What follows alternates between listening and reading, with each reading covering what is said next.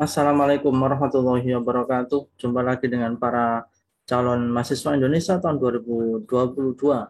Nah, di video kali ini saya akan mengupas tentang data akurat ya, keketatan SNMPTN khususnya di Universitas Negeri Malang tahun 2022. Kira-kira seberapa peluang kita bisa lolos SNMPTN di Universitas Negeri Malang atau UM. Nah, perlu diketahui kuota mahasiswa baru tahun 2022 untuk UM itu paling tidak kisaran 6.543. Total kuota ini terbagi menjadi tiga jalur, ada SNMPTN perkiraan 30%, kemudian SBMPTN 45% dan Mandiri 25%, sehingga kalau 30% 6543 ya sekitar 1.965 dari jalur SNMPTN, kemudian 2.962 dari jalur SBM dan sisanya 1.627.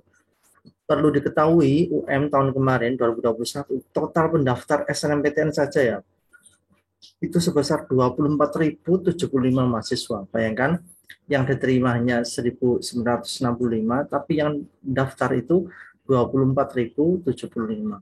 Nah, kita akan simak keketatan masing-masing prodi di UM. Nah, apa sih keketatan itu? Keketatan itu adalah perbandingan antara daya tampung atau kuota dibagi dengan jumlah peminat dikalikan 100%. Sebagai contoh, misalnya ada prodi kedokteran, daya tampungnya 50, peminatnya 1.000, maka keketatannya menjadi 5% atau 50 per 1.000. Nah, apa maksud dari angka 5? Angka 5 ini menunjukkan arti bahwa semakin kecil angka keketatan, maka semakin tinggi persaingan atau peluangnya semakin kecil. Nah, makanya nanti teman-teman dengan angka keketatan yang nanti akan terlihat, itu paling tidak memberikan gambaran seberapa besar persaingan dan seberapa besar peluang kita bisa lolos di jalur SNMPTN prodi tersebut. Nah, kita akan buka satu-satu, saya mulai dari prodi kelompok Saintek. Apakah prodi di kelas pertama ini kira-kira apa saja? Kita buka yang pertama. Wah, teknik informatika. Teknik informatika ini ternyata paling ketat ya. Bayangkan hanya 1,97. Kenapa? Karena mungkin kuotanya kecil, hanya 16, sedangkan yang daftar sangat banyak, 814, sehingga keketatannya 1,97. Nomor dua, oh ternyata ada teknik industri, kuotanya juga kecil, 16, tetapi peminatnya lumayan banyak, 397, sehingga keketatannya 4,03. Berikutnya ada teknik sipil, kuotanya 32, peminatnya 759, banyak ya, sehingga keketatannya 4,22.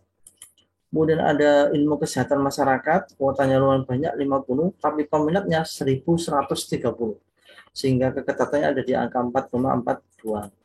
Dan yang kelima ada teknik mesin, kuotanya sangat kecil 16, peminatnya 352, sehingga keketatannya 4,55. Ini ada 5 prodi kelas pertama di UM dengan keketatan yang paling tinggi ya, berkisar antara 1 sampai 4,5. Nah, teman-teman nanti tinggal menimbang-nimbang kira-kira apakah saya cukup modal ya untuk bisa bersaing di prodi-prodi yang keketatannya tinggi. Masuk di klaster kedua, nomor 6 itu ada bioteknologi, kuotanya juga kecil 16, peminatnya 274, sehingga keketatannya 5,84. Nomor 7 ada pendidikan biologi, kuotanya 24, peminatnya 406, keketatannya 5,91. Disusul dengan prodi pendidikan matematika, kuotanya sangat banyak, ini 40, peminatnya juga lumayan banyak, 625, sehingga keketatannya 6,40. Berikutnya ada biologi murni, kuotanya 24 sama dengan pendidikan ya, peminatnya 368, keketatannya 6,52. Nomor 10 ada pendidikan teknik informatika, kuotanya hanya 16 juga, sangat kecil, peminatnya 224 sehingga keketatannya 7,14. Ini kelompok klaster kedua. Kita masuk ke klaster ketiga. Ada prodi teknik elektro, kuotanya juga kecil 16, peminatnya 218, keketatannya 7,34. Kemudian ada pendidikan ilmu pengetahuan alam, ini pendidikan sains, kuotanya sedikit ya 24, peminatnya 320, sehingga keketatannya di angka 7,5. Nomor 13 ada prodi matematika murni, kuotanya 32, lumayan ini, peminatnya 415, sehingga keketatannya 7,71. Nomor 14 ada pendidikan teknik otomotif, kuotanya 16, sangat sedikit, peminatnya 158, sehingga keketatannya 10,13. Di nomor 15 ada prodi kimia murni, kuotanya 32, peminatnya 231 sehingga keketatannya 13,85. Ini adalah kelompok prodi klaster ketiga di Saintek UM Malang. Kita masuk ke klaster keempat. Ada prodi-prodi apakah? Kita buka ya. Ya, nomor 16 ada pendidikan kimia. Kuotanya 32, peminatnya 204, keketatannya 15,69. Kemudian ada prodi pendidikan fisika, kuotanya 32, peminatnya 192, keketatannya 16,67. Kemudian ada pendidikan teknik mesin, kuotanya 24, peminatnya 110, sehingga keketatannya 21,82. Masuk ke pendidikan teknik elektro, kuotanya 16, sedikit sekali, peminatnya 73, sehingga keketatannya 21,92. Nomor 20 ada pendidikan teknik bangunan, kuotanya 24, peminatnya 103, keketatannya 23,30. Nah, ini adalah kelompok prodi klaster keempat. Dua prodi yang terakhir, ini ada prodi fisika, kuotanya cukup banyak, 32, peminatnya tidak begitu banyak, hanya 102 saja, sehingga keketatannya 31,37. Di nomor terakhir untuk kelompok saintek ada ilmu keolahragaan. Kalau ilmu keolahragaan ini ternyata masuk saintek ya. Kuotanya 30, peminatnya 69, keketatannya 43,48. Ini hampir separuhnya otomatis diterima ya karena peminatnya cukup sedikit. Nah, ini adalah gambaran seberapa besar peluang kalian kalau milih prodi-prodi di UM Malang. Dari data-data ini saya kira sangat membantu untuk menentukan pilihan kira-kira saya cocoknya atau modal saya itu cukup untuk bisa lolos itu di prodi mana. Baik, saya lanjutkan ke kelompok prodi seshum di Universitas Negeri Malang. Yang pertama diduduki oleh prodi manajemen. Kuotanya hanya 56, peminatnya 2.346. Jadi ada sekitar 2.200 sekian yang gagal, tidak diterima. Keketatannya 2,39.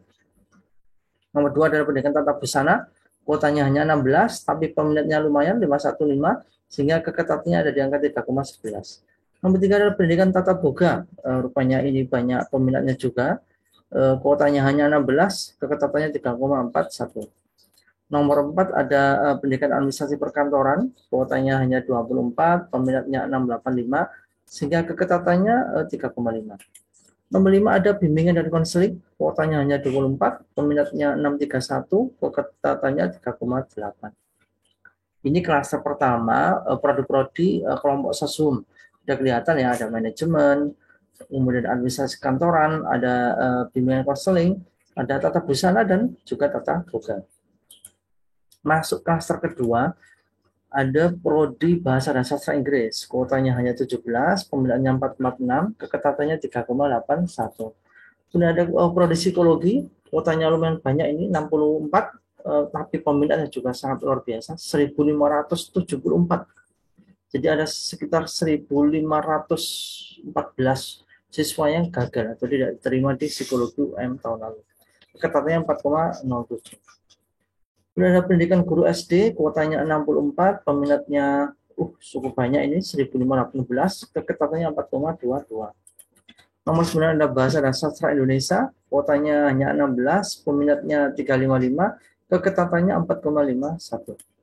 Nomor 10 ada pendidikan bahasa Inggris, kuotanya hanya 24, peminatnya 492, sehingga keketatannya ada di angka 4,88. Next, masuk ke klaster ketiga, ada akuntansi, kuotanya 51, peminatnya 985, keketatannya 5,18. Ini termasuk besar ya peminatnya di angka 900. Kemudian ada desain komunikasi visual DKV, kuotanya 33, lumayan ini, peminatnya 618, sehingga keketatannya 5,34. Berikutnya ada ilmu sosial, kuotanya hanya 8 ya, sangat sedikit, peminatnya 142, sehingga keketatannya 5,63. Kemudian ada bahasa dan pendidikan bahasa Indonesia dan daerah, kuotanya 24, peminatnya 401, keketatannya 5,99. Di nomor berikutnya ada ekonomi studi pembangunan, kuotanya 32, peminatnya lumayan banyak, 529, sehingga keketatannya 6,05. Ini adalah klaster ketiga dari Prodi Sosum UM. Kita masuk klaster keempat, ada prodi apakah? Ya, administrasi pendidikan, kuota 24, peminat 378, keketatannya 6,35. Kemudian ada pendidikan sosiologi, kuotanya 24, peminatnya 366, keketatannya 6,56. Disusul kemudian ada prodi ilmu perpustakaan, kuotanya sedikit ini 16, peminatnya 241, sehingga keketatannya 6,64. Nomor 11 ada pendidikan bahasa Arab, kuotanya 24, peminatnya lumayan banyak, 350, keketatannya ada di angka 6,86.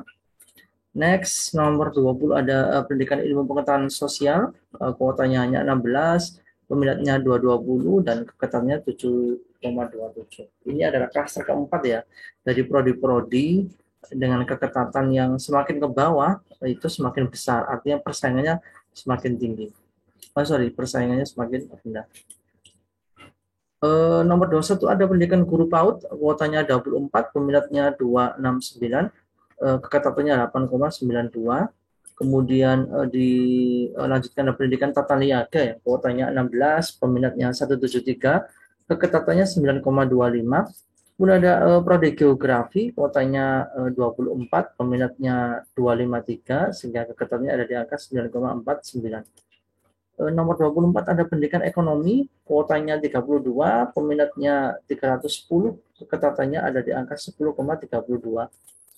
Nomor 25 ada pendidikan sejarah, kuotanya 32, peminatnya 309, sehingga keketatannya ada di angka 10,36. Ini diperhatikan ya, jadi semakin ke bawah nanti datanya, itu angka keketatan semakin tinggi.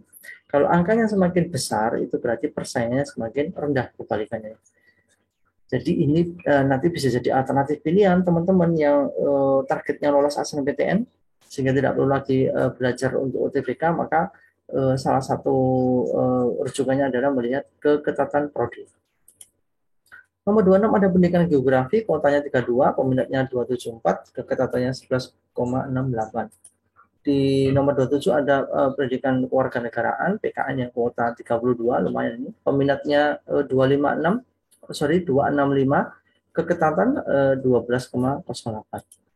Di nomor 27 ada teknologi pendidikan, kuotanya lumayan 24, peminatnya hanya 167, sehingga keketatannya di angka 14,37. Nomor 29 ada pendidikan luar biasa, PLB, kuotanya 24, peminatnya 166, keketatannya 14,46.